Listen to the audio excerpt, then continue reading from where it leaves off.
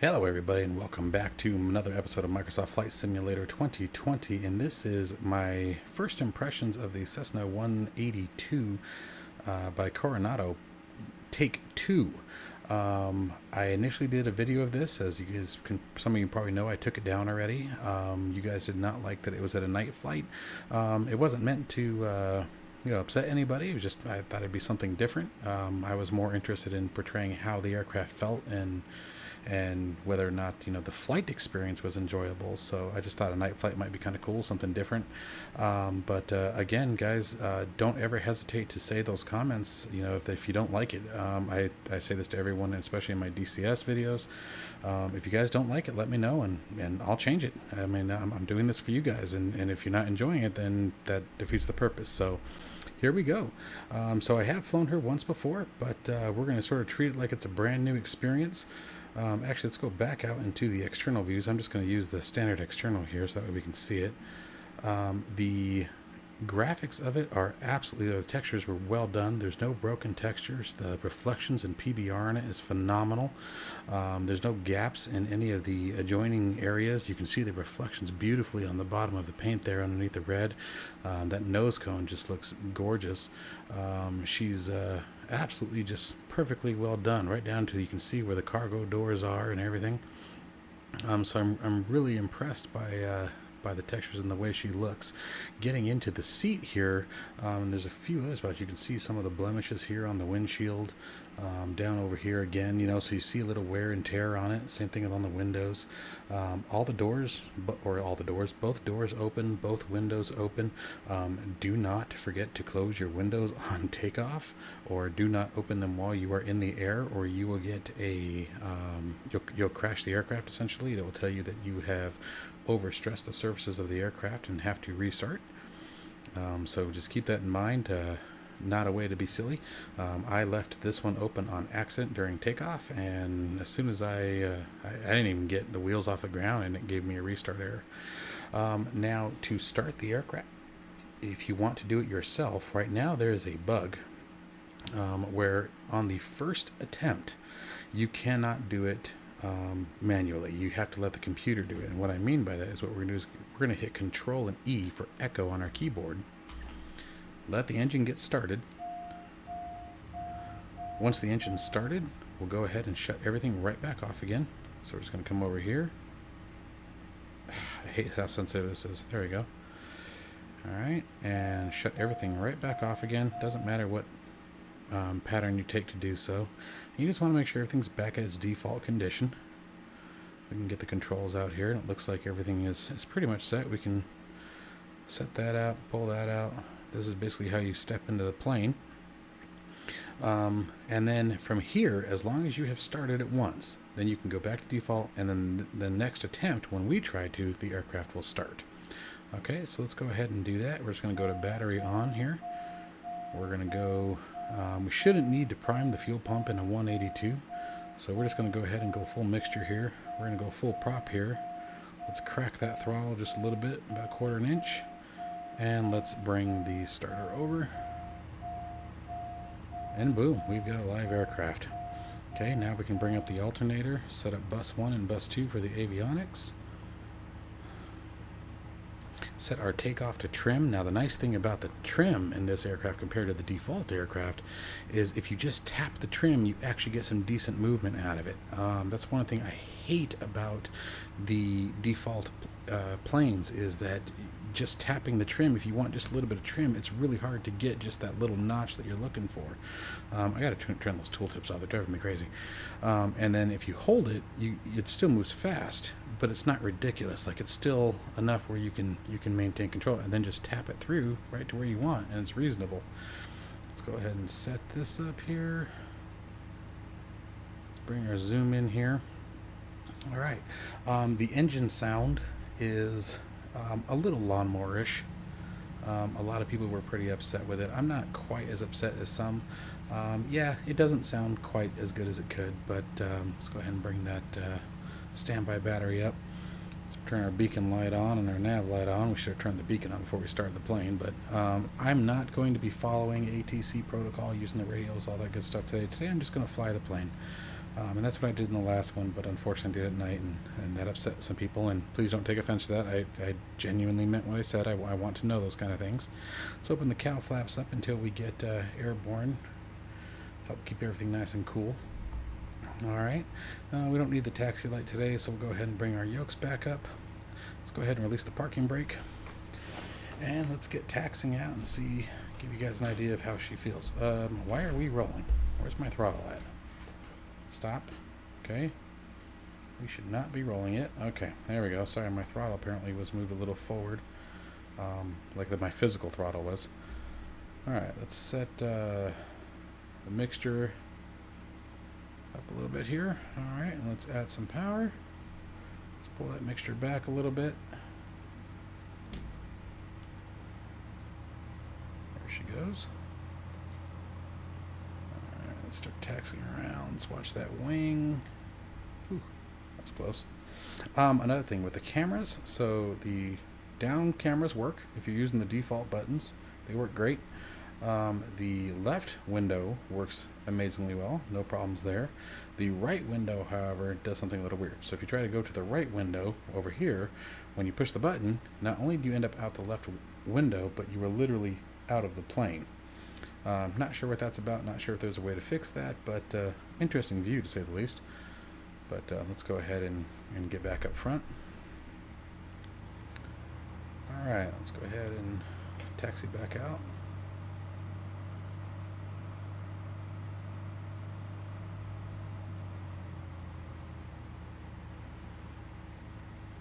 Take a quick spin around Tucson for a second just to sort of give you guys an idea of how she feels. I'll tell you what, I'm going to taxi all the way down to the end of the runway here.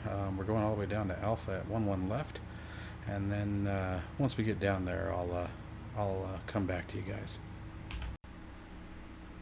Alright, so I decided not to go all the way down to the end of the runway. That's a little silly for a 182, and especially when we're controlling the traffic.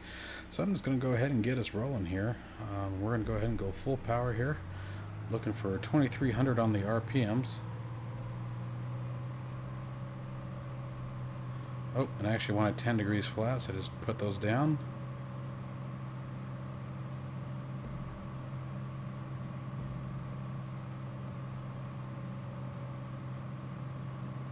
For 65 knots, rotating.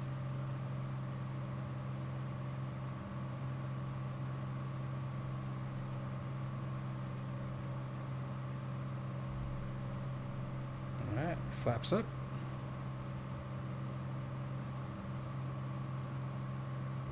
I'm going to bring the mic a little closer so you guys might hear some noise here. Alright, I'm just going to trim us out for a nice gentle climb here.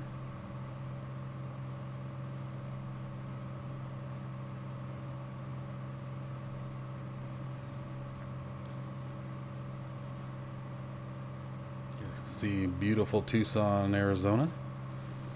Alright, now right off the bat, I'm going to tell you that the pickup on the aircraft is just so smooth. The controls are so much smoother than the default aircraft, in my opinion. The environmental effects feel so much more natural versus and what I mean by that is, so the default aircraft, in my opinion, when the turbulence, the wind effect, anything like that, it feels very broken elevator-ish is the best way I could think of to describe it last time. Everything's very jolty, right? It's very dramatic, where in this aircraft it feels much smoother. Now, I don't know if that's the sim talking, and maybe I just didn't notice it as much before with the other aircraft, but this is certainly, it feels a lot better. As I spoke to earlier, the trim controls alone are so much worth it. So much more worth it. Let's go ahead and pull our mixture back, wait for our choke out here. There it is. Add a little bit back in. Okay. Trim her out. Let's pull the prop back a little bit.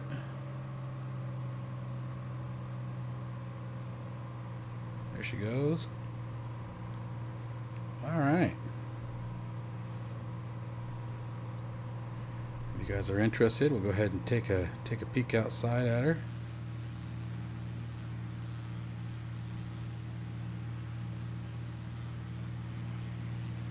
Definitely very gorgeous, like I said. The reflections on it are awesome. Very clean aircraft. But some of that could be more the look of the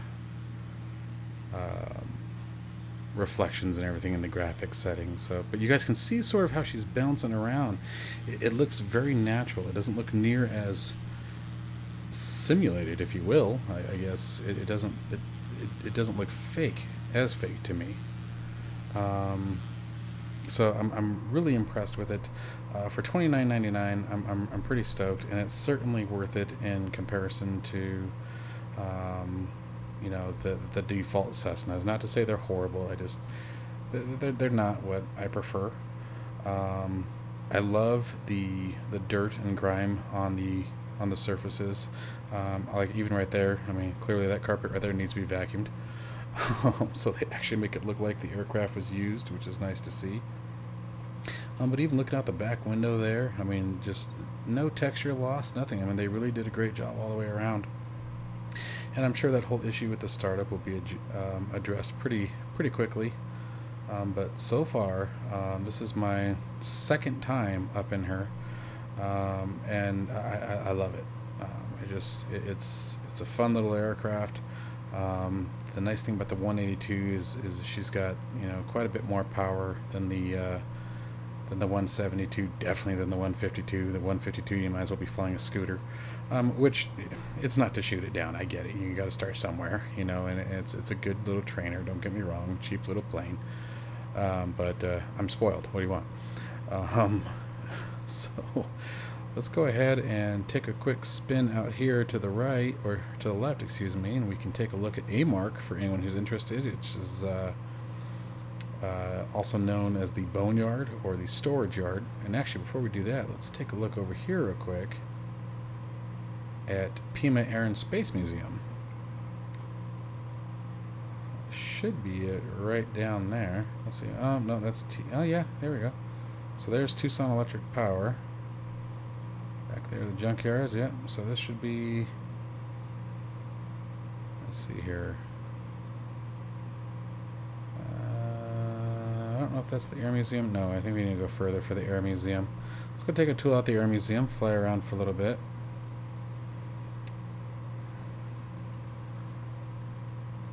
The controls very gentle. I mean, I'm putting hardly any pressure on it whatsoever. Very fingertip control. I have flown it now both with the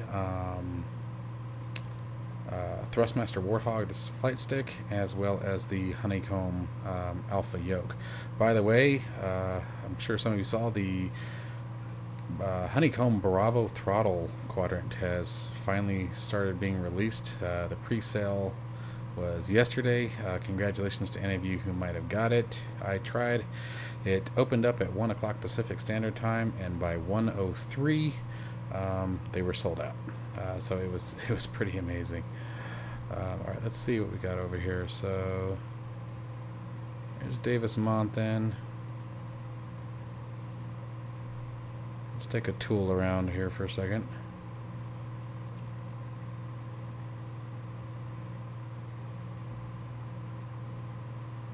There's TEP, so we would come out right there. So now we should be flying over the Air Museum here. Let's get back up front for a second. It's really weird trying to find things from the air that you're used to seeing every day. There it is. Okay, so here's the Pima Air Museum. Oh, let me get my views under control here. So that's the Pima Air and Space Museum right there. They've got a whole row of B-52s back there by the road. We have, there's a B-36 out there. Let's see if we can find it. For any of you know, I think the B-36 was the first aircraft to back up. It all depends on when these pictures were taken. They've redone quite a bit of it. There's another B-52. I don't think there's the big guppy. Oh, there's the B-36 right there. Right there. So that's kind of cool. And then we can come out here to DM and take a look at the storage yard. And we can get down low and don't have to worry about breaking any FAA violations or military airspace today, so that's kind of nice. they'll actually let you, if you request, and obviously, airspace, congestion allowing, they'll let you fly over it and let you get down pretty low. But here's the boneyard. You guys can actually look up AMARC on YouTube, and there was a full documentary about it out here, and they store the aircraft out here. All of these aircraft, I believe, within 48 hours can be made flight ready again. And you can see all the white on them. That's all the mothballing that they do. But there's a ton of aircraft out here, and it's because of the weather. The weather really is kind to the aircraft as they just sit out there, as long as they're maintained. But anyway, so cool little flight, guys. I'll tell you what, I'm going to go ahead and take us back home here. Again, I can't stress enough, the aircraft is really, really fun to fly. She's got lots of power. Cruises just absolutely beautiful. She's not constantly fighting you. I feel comfortable looking out the window as I fly without worrying about whether or not we're about to, whether we're changing our pitch angle 10, 20 degrees and not realizing it because of a simple bump. Now I know in certain weather conditions, obviously that absolutely can happen, don't get me wrong, but in those typical conditions, you're probably rushing to get a Cessna back down on the ground at that point. But anyways, so I'll go ahead and take her back over to TIA. We'll set up for the approach, and then we'll wrap it up. I'll see you guys in just a second. Alright, so we are back. We're on approach for 29 it right there. I need to drop some altitude pretty quickly there. I'm going to go ahead and get our flaps down. Let's do flaps 30 for now.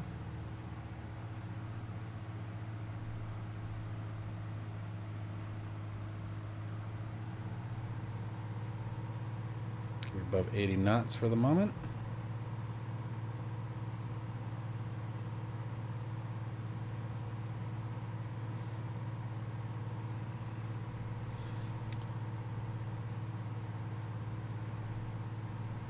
Now it's a little windy in Tucson right now, so I'm really digging the effects that I'm feeling.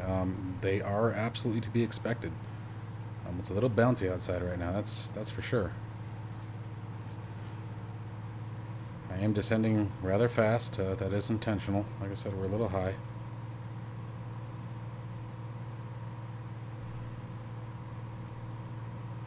Start our base turn here, or final turn, excuse me. Make sure I don't turn too fast and pull a Harrison forward on us. Too soon? Sorry. I'm not trying to knock the guy. I really do like him a lot. Sorry, bad joke.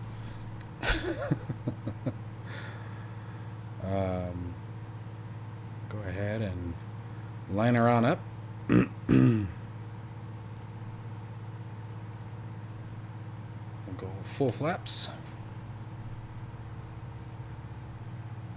And I want to remind you guys, I am not a pilot. I am aspiring to be one. I start at the end of September, the end of this month finally. I'll be able to take my introductory flight and get things rolling finally. Classes or the schools are finally allowing students now, so that'll be kind of fun. Really excited about that. So hopefully as time goes on, my videos and flight performance will get a bit better.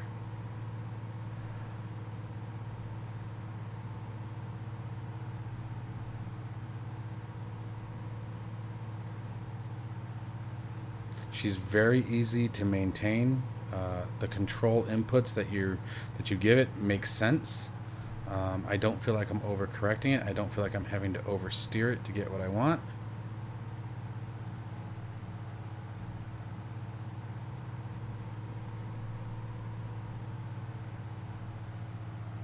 See if I can't get that descent rate up a little bit.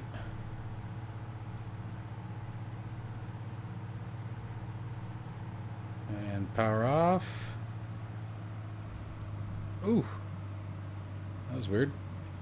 Oh, you know what? I think I had a little bit of brake on there. Alright, so let's go ahead and make the first exit here. I feel like the roll is a little short, but I mean, maybe some of you more experienced pilots can tell me if that's accurate or not. But anyway, so that is the Cessna-182 by Carenado, and again, these are just my first impressions. The other thing is it does not come with a checklist, so that's kind of a drag. However, I was able to find a really good one online that's very detailed for the Cessna 182T with the G1000 avionics suite. So we'll start working through that in the next video. Maybe plan a flight, out somewhere and do some VFR by the book and see how that goes and see how we do. I hope you guys have enjoyed this video, and again, thank you guys very much for being honest and telling me what you were feeling. It really does make a difference. If you guys aren't liking something I'm doing, I want to know. I really do. I'm making these for you. So as usual, guys, questions, comments, thoughts down below. I highly recommend you purchase this. Again, it's $29.99. You can find it in the in-store market under official content. Absolutely a fun bird to fly. Really glad I found it. All right, guys, have a great night, and I'll see y'all in the next one.